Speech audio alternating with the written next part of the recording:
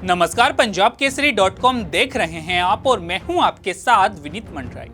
महाराष्ट्र विधानसभा चुनाव के बाद से ही इंडिया गठबंधन में भूचाल मचा हुआ है। समाजवादी पार्टी समेत कई दलों ने गठबंधन में कांग्रेस की अगुवाई पर सवालिया निशाना लगा दिया है। हालिया लोकसभा चुनाव में यूं तो कांग्रेस विपक्ष की सबसे बड़ी पार्टी रही, लेकिन गठबंधन के दलों के लिए वह वैसा विश्वास अर्जित नहीं कर पाई है जैसा एक लीडर का पार्टी के लिए जरूरी है। तभी तो गठबंधन की जमीन दरकने लगी है।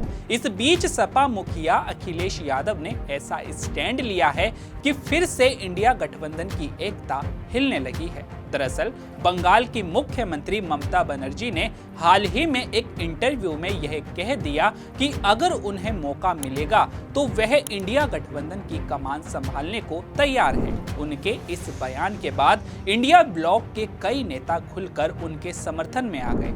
एनसीपी के मुखिया शरद पवार ने ममता बनर्जी को एक सक्षम नेता बताया है। उन्होंने कहा कि ममता बनर्जी में इंडिया गठबंधन का नेतृत्व करने की क्षमता है। समाजवादी पार्टी ने भी ममता को लेकर लीडर बनाए जाने की बातों को अपना सांकेतिक समर्थन दिया है।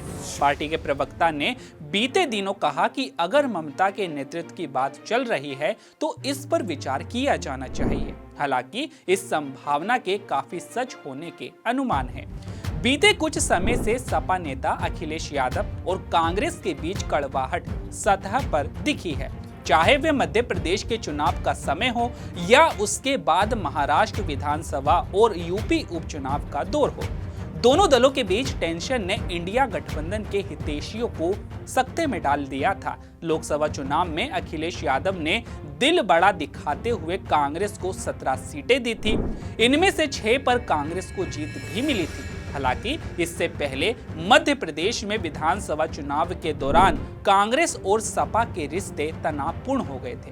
तब सपा कांग्रेस से मध्य प्रदेश में सीटें मांग रही थी, जिस पर उसे साफ इनकार मिला था। हालांकि फिर भी पार्टी ने 46 सीटों पर अपने उम्मीदवार उतारे थे। जीत उसे किसी पर नहीं मिली थी, लेकिन माना जा रहा था कि लोकसभा चुनाव में सपा कांग्रेस के साथ सीट बंटवारे पर सख्त निगोशिएट करेगी। हालांकि सपा ने ऐसा नहीं किया और अप्रत्याशित तरीके से कांग्रेस को 17 सीटें लड़ने के लिए दी। इसके बाद हरियाणा चुनाव में भी सपा कांग्रेस से सीटें मांगती रही, लेकिन उसे सीटें नहीं मिली।